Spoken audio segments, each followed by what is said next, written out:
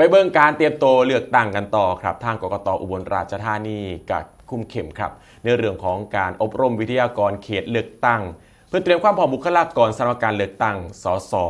และการออกเสียงประชามติที่จะเกิดขึ้นในวันที่ 8 กุมภาพันธ์นี้ครับ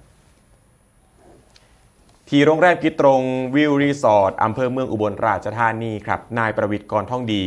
ผู้อำนวยการสำนักงานคณะกรรมการการเลือกตั้งประจำจังหวัดอุบลราชธานีเป็นประธานเปิดการอบรมวิทยากรเลือกตั้ง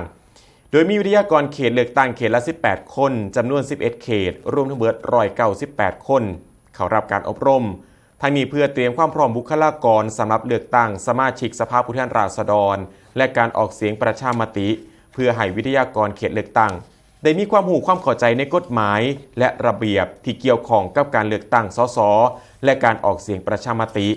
ตลอดจนสามารถนำข้อมูลที่ได้รับจากการอบรมไปถ่ายทอดให้แก่เจ้าหน้าที่พนักงานผู้ดำเนินการเลือกตั้งประจำหน่วยเลือกตั้งให้ได้มีความรู้ความเข้าใจ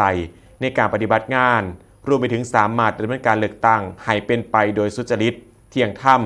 ในการปฏิบัติหน้าที่ในการเลือกตั้งสสและการออกเสียงประชามติได้อย่างมีประสิทธิภาพและประสิทธิผล